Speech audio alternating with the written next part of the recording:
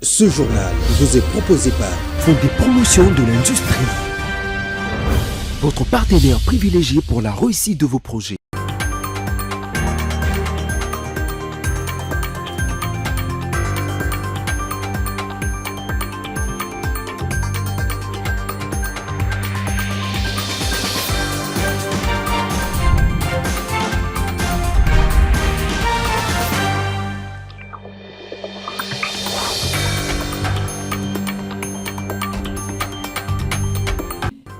C'est l'heure de la grande édition. Bonsoir, messieurs et dames.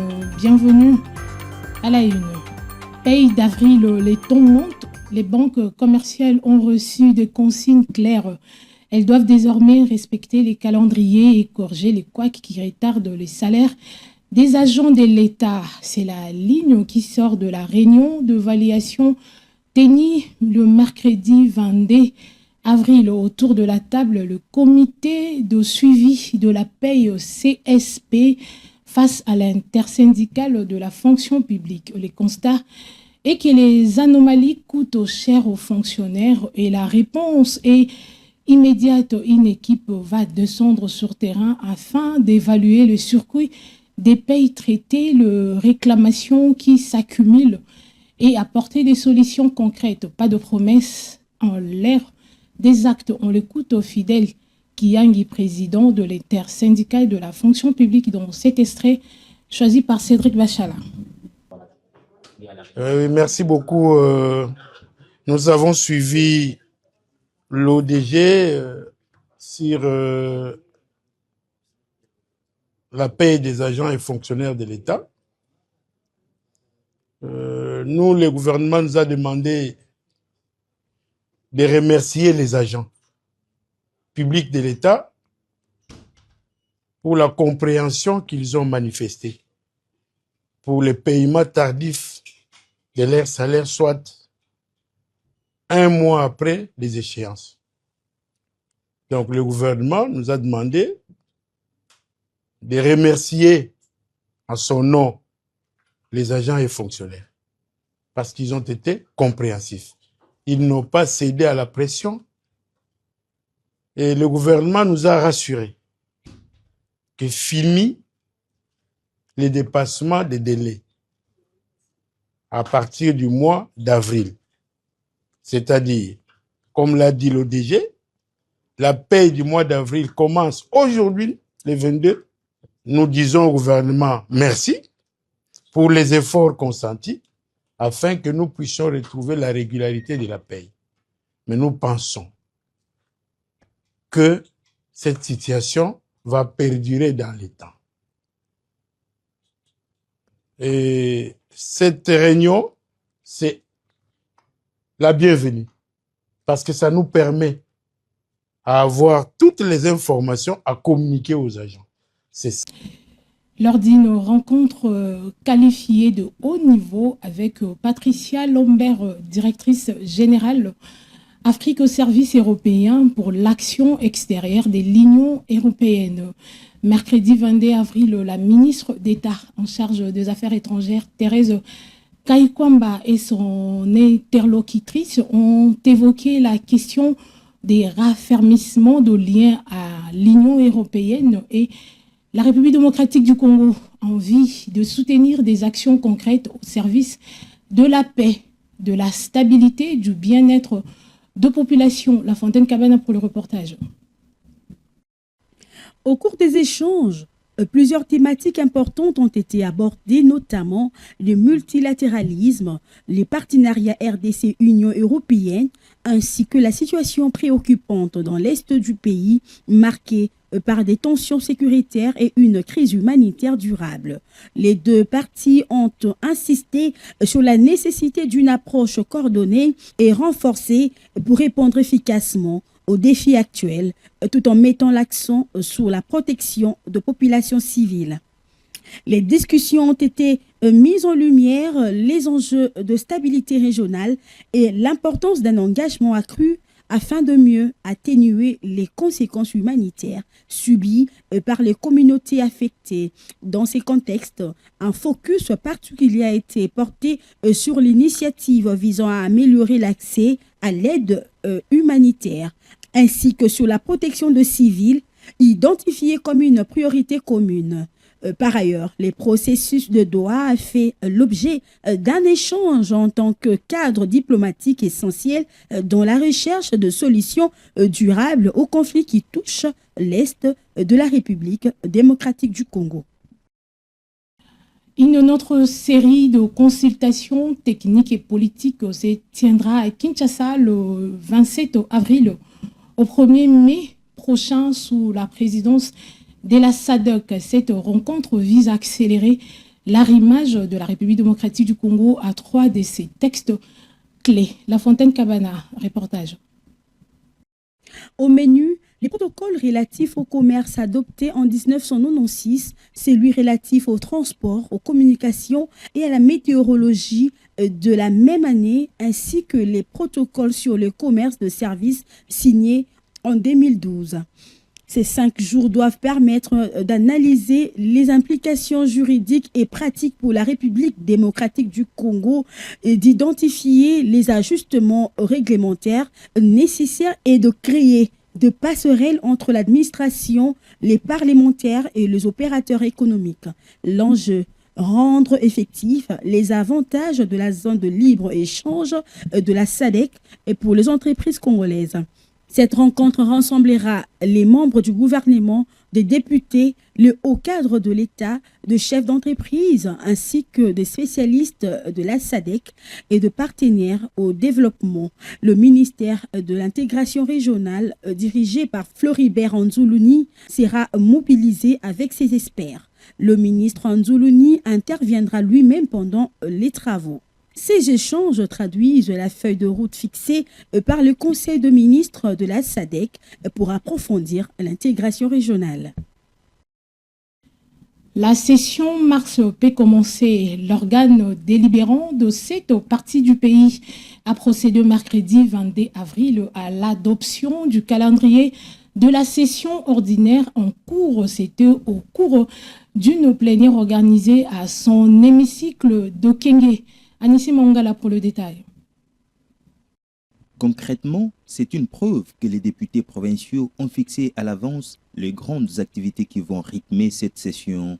Parmi celles-ci se retrouve généralement la volonté du président d'organiser et de planifier ce qui est essentiel pour améliorer la gouvernance. Un calendrier clair permettant aussi à la population et aux acteurs de la société civile de suivre et d'évaluer le travail des élus. Cependant, au-delà de l'adoption du calendrier, le véritable enjeu reste son application effective. Avant d'aborder les nouvelles matières, le président a soumis au vote le calendrier de la session passée. Il s'agit notamment de l'adoption des procès-verbaux, de l'audition du rapport de gestion financière et administrative de l'Assemblée provinciale, ainsi que de l'examen du rapport de la commission d'information sur l'office des routes. Parmi les nouvelles matières inscrites, figure l'exploitation des rapports issus des vacances parlementaires, les contrôles parlementaires des recettes locales, des recettes à caractère national, ainsi que des apports de partenaires techniques et financiers. Les divisions et services d'assiette seront également soumis au contrôle des élus. Les suivis des édits déjà adoptés et l'examen des nouveaux textes législatifs constituent un autre axe important de cette session. Par ailleurs, l'Assemblée provinciale procédera à la validation du mandat du suppléant de l'honorable professeur Deninzo Kantou, récemment décédé, afin d'assurer la continuité institutionnelle et la représentation effective des électeurs concernés.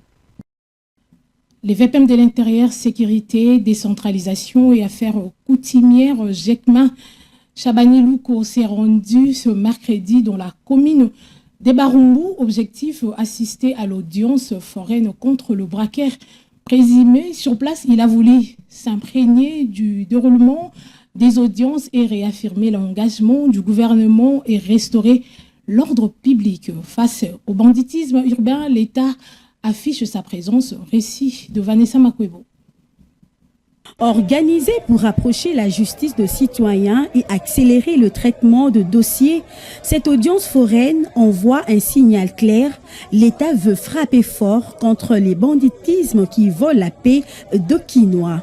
L'initiative s'inscrit dans une riposte ferme face à la criminalité urbaine. Double objectif, juger vite et retisser la confiance entre la population et ses institutions judiciaires. Cette audience foraine, tenue dans la commune de Bandalungwa, est dédiée aux présumés braqueurs. La justice descend sur le terrain. Message aux criminels, fini la récréation. Premier contact au gros dossier entre le nouveau patron de la MONUSCO, James Swing, représentant spécial du secrétaire général de l'ONU, face au gouverneur militaire Johnny Luboya Kashama le mercredi 22 avril à Nuturi.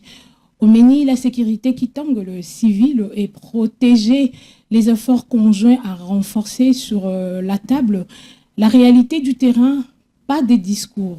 À la sortie, James Swing a jugé la rencontre de vitale, permettant de caler l'appui de la mission sur ceux qui vivent vraiment les populations, pas des copies-collées du sur-mesure, ajoute-t-il. Le lieutenant général Luboya Kashama lui réaffirme la main tendue, la collaboration avec le Casquebé continue, fonds commun oblige. Écoutez James Swang, chef de la MONUSCO en République démocratique du Congo, dans cet extrait sélectionné par Cédric Bachala. Les échanges ont porté sur la situation sécuritaire, la protection des civils et les efforts conjoints de la MONUSCO et des forces de défense et de sécurité congolaises nécessaires pour stabiliser durablement la province. l'Ituri demeure une province prioritaire pour la MONUSCO. Les populations civiles continuent d'y être affectées par la violence des groupes armés comme la Convention pour la Révolution populaire, CRP, et la Coopérative pour le développement du Congo, CODECO, occasionnant des déplacements et des tensions intercommunautaires. Dans ce contexte, la MONUSCO assure la protection physique directe de centaines de milliers de déplacés en étroite collaboration avec les forces nationales congolaises. Nos amis qui sont venus pour nous aider à protéger cette population. Donc nous allons continuer à travailler ensemble et vous allez voir donc, le résultat. C'est par le mandat des Nations Unies, de la MONUSCO. Nous allons respecter ce mandat-là et protéger la population. Nouvelle en bref, la décision est prise et c'est fini. Rosé Kamwekanopi, ministre provincial de la Santé du Kasaï central. Elle est déchouée le mercredi 22 avril en pleine plénière à l'Assemblée provinciale. L'armée qui l'a tué, une motion de défiance, le motif, une question sanitaire jugée trop légère. Alors que les épidémies frappent lourd, les chiffres sont là, 23 députés votant, 13 pour le départ, 9 contre l'abstention majoritaire, claire, sanction nette. Tout part d'une question écrite du député Kashama. Il voulait de réponses sur la gouvernance sanitaire et la riposte aux épidémies. À répétition, il a une démission. Cette information, depuis quelques jours, des images fortement relayées sur les réseaux sociaux font état des actes de xénophobie en Afrique du Sud. Des étrangers passés à tabac sont sommés de quitter le territoire sud-africain. Des actes qui trouvent souvent leur origine dans de facteurs socio-économiques, chômage élevé, inégalité persistante et perception d'une concurrence accrue pour des emplois et de services publics. De nombreuses voix s'élèvent pour appeler au calme et à la responsabilité. Relance du transport fluvial sur l'axe Kinshasa-Kisangani avec le projet structurant couloir vers Kivu-Kinshasa. Ce sujet était au centre des échanges entre le vice-premier ministre, ministre de Transport, voies de communication et désenclavement de la République démocratique du Congo, Jean-Pierre Bemba Gombo, et l'ambassadeur de France en RDC, Rémi Maréchaux, accompagné d'une délégation composée de représentants de l'Agence française de développement, AFD, et de la société publique française AROPA. Pour ce mercredi 22 avril à Kinshasa, je vous propose de suivre l'ambassadeur de France en République démocratique du Congo à l'issue de ces échanges. Ouais, nous sommes venus rencontrer le vice-premier ministre pour évoquer la relance du transport fluvial. Donc à l'occasion de la semaine française de Kinshasa, nous accueillons ici une délégation de Aropa. Aropa, ça veut dire Havre, Rouen, Paris. Et donc c'est une société publique française qui gère le transport fluvial chez nous, donc qui vient avec une expertise. Ça fait déjà plusieurs fois que nous discutons avec le vice-premier ministre des modalités de relance du transport fluvial, parce que c'est une priorité qui s'inscrit dans le cadre de l'initiative du couloir vert. Le couloir vert, donc, qui vise à relier les Kivu, l'est du pays à Kinshasa, passe par la relance du transport fluvial entre Kisangani et Kinshasa. Et donc, nous progressons dans notre réflexion et nous ne serons pertinents que si nous avons les orientations du vice-premier ministre. Et c'est pour ça que nous avons eu cet échange très ouvert et que nous avons pu l'entendre, nous expliquer les priorités du gouvernement et sa stratégie. Alors, Banana, là on est parti nous sur le port fluvial. Donc Banana, c'est un port en haute mer. Mais après, oui, notre objectif est bien sûr de relancer le transport fluvial, ce qui passe par un travail sur les ports fluviaux.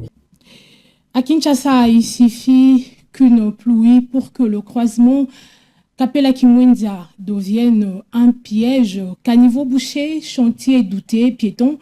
À danger, les habitants d'Eyolo, Ngabar, Kapela lancent l'alerte. Si le gouvernement ne réagit pas, chaque orage sera une punition. Jossar Liboula est arrivé sur place. Suivez.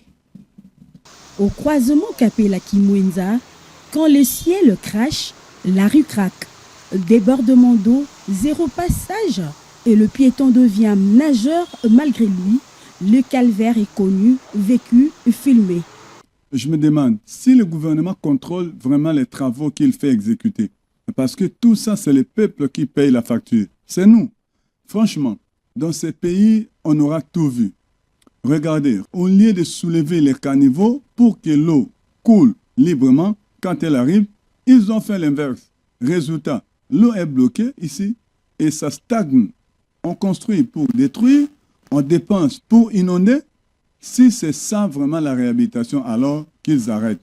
On préfère l'ancienne route. Les travaux sont là, oui, mais quelle finalité?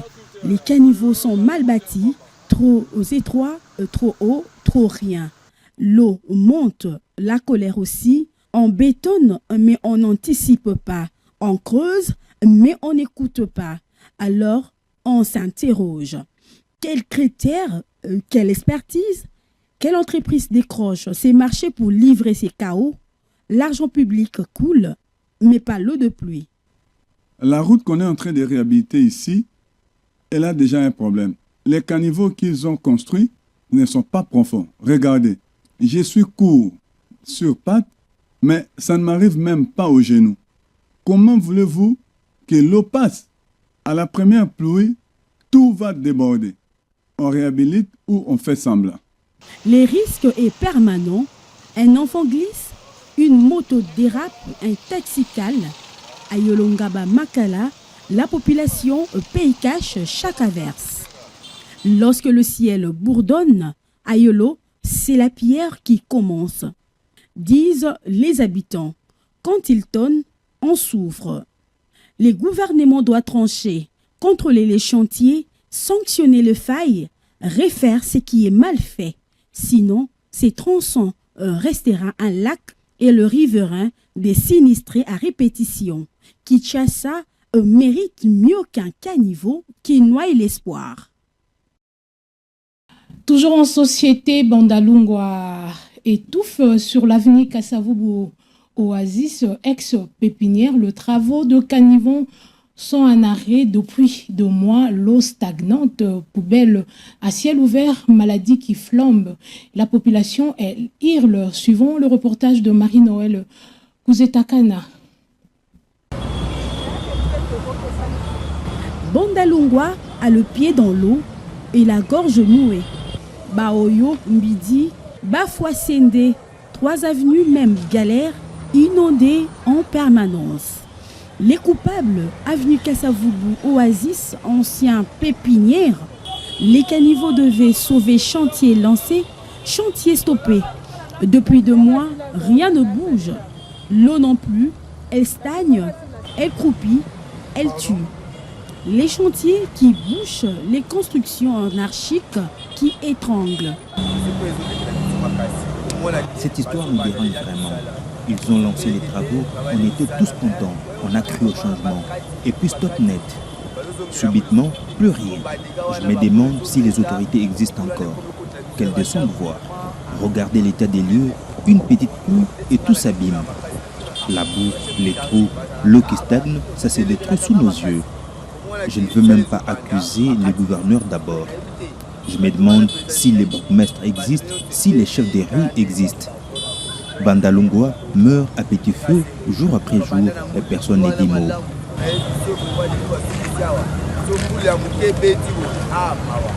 Sable et gravier balancés n'importe où, maisons plantées sur le caniveau, les bétons contre les bons sens. Mobutu, lui, avait laissé des espaces vides avec interdiction de construire. C'était la règle. Ministre ou président, tu n'y touches pas. Aujourd'hui, regardez un tunnel bouché, des caniveaux fermés par l'église kimbanguiste par des grands de ces pays. Haut placé, mais bas comportement. Je me pose la question, le Congo est une république ou une jungle? Une république banalisée où chacun fait sa loi.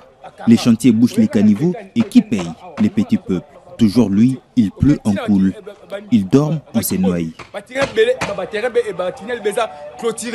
Les pluies n'ont pas encore dit leur dernier mot.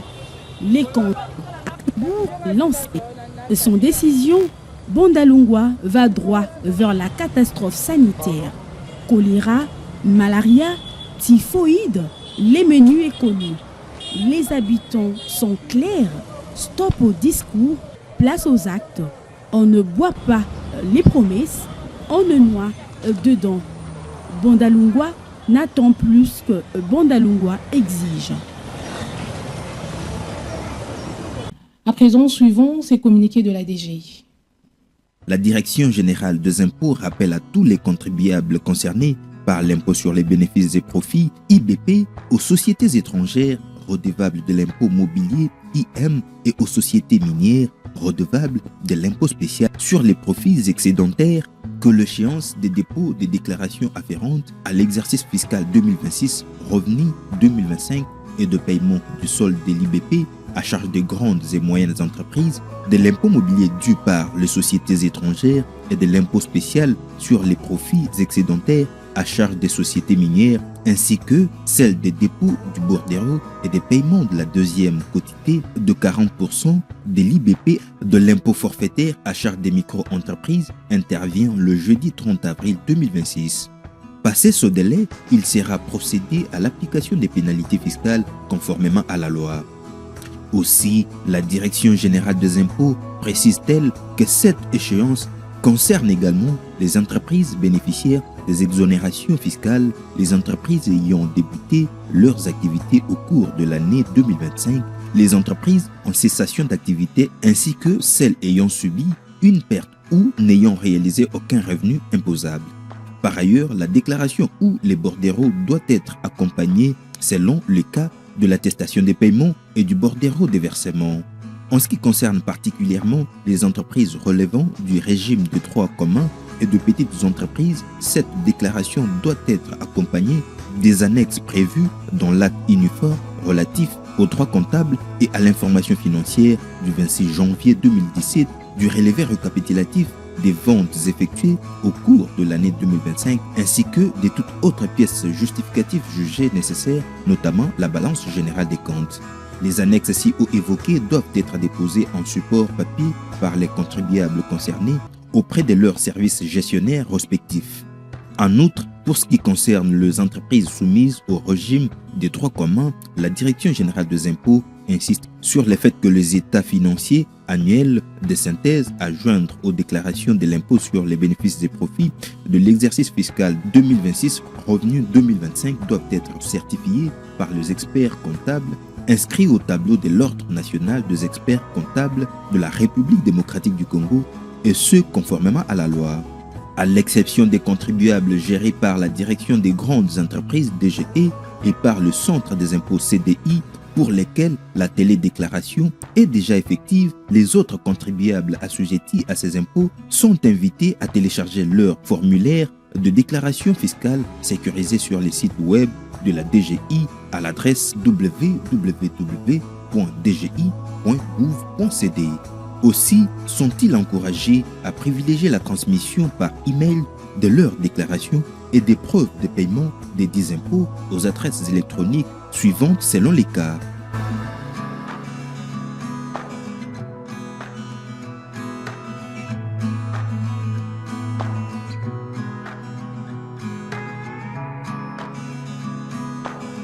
Par ailleurs, les contribuables concernés par les impôts subvisés et gérés par le Centre d'impôts synthétiques devront déposer leurs déclarations auprès de leurs services gestionnaires respectifs en attendant l'extension du système de dépôt par email et ou de la télédéclaration à leur bénéfice. Fait à Kinshasa le 17 avril 2026, Barnabé Mwakali Mwamba, directeur général. Voulez-vous devenir journaliste professionnel en République démocratique du Congo? C'est simple, contactez les bureaux d'APIC. Pour la première fois en République démocratique du Congo, un centre qui forme les journalistes professionnels au standard international. Venez vite vous inscrire. L'Action pour la promotion de la presse indépendante au Congo, APIC, vous offre une opportunité pour votre avenir. L'APIC forme des journalistes sur la radio, la télévision et la presse écrite. Il s'agit d'une formation de très haut niveau professionnel, assurée par des professeurs d'université et par des journalistes étrangers. Avec cette formation accélérée que donne l'APIC, vous pouvez travailler comme journaliste partout à travers le monde, dans des pays francophones, anglophones, arabes et autres. À la fin de la formation, un stage professionnel est obligatoire. Surtout, vous qui n'êtes pas encore journaliste, venez à la hâte vous inscrire pour suivre cette formation de qualité supérieure. L'APIC est reconnu comme un haut lieu du savoir en journalisme, même aux États-Unis d'Amérique. Avec la formation de l'APIC, vous devenez journaliste professionnel. Cordial bienvenue. Et APIC, vous pouvez écrire et parler correctement la langue anglaise. Pour plus de détails, suivez ces publics reportages. Voulez-vous parler anglais comme si vous étiez aux États-Unis d'Amérique ou en Angleterre? Voici cette grande occasion qui vous est offerte à travers le centre d'anglais APIC avec des méthodes modernes. Le centre d'anglais APIC utilise tous les outils modernes pour un anglais parfait. L'anglais, c'est la langue la plus manipulée à travers le monde.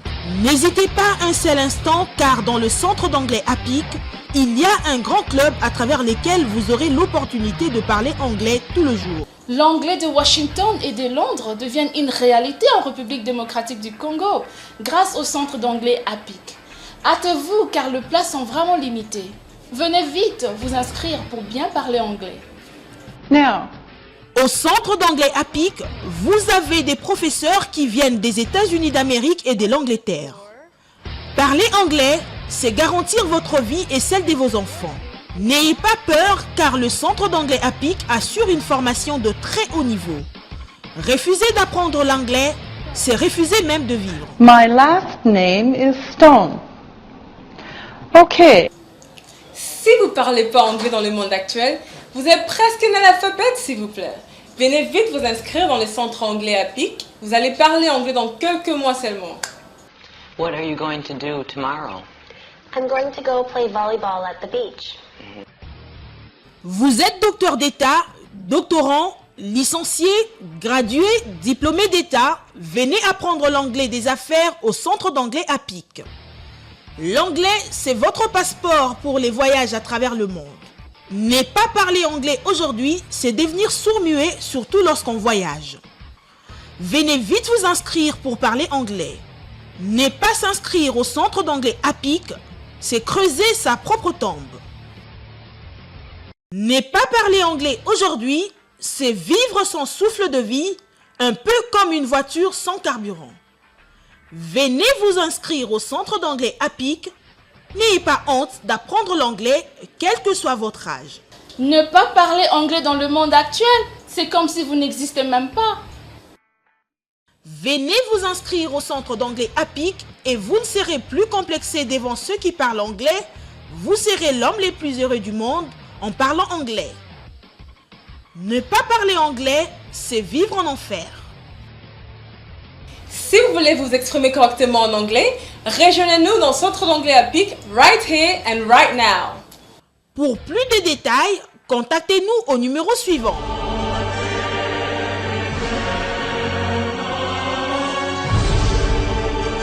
Cordial bienvenue au centre d'anglais APIC. L'anglais, c'est la vie!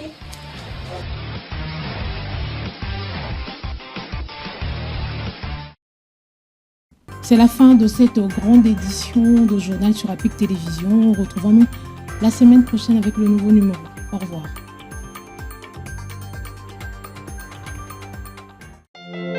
L'actualité en continu sur apic-tv.net. Ce journal vous a été proposé par Fonds de promotion de l'industrie. Votre partenaire privilégié pour la réussite de vos projets.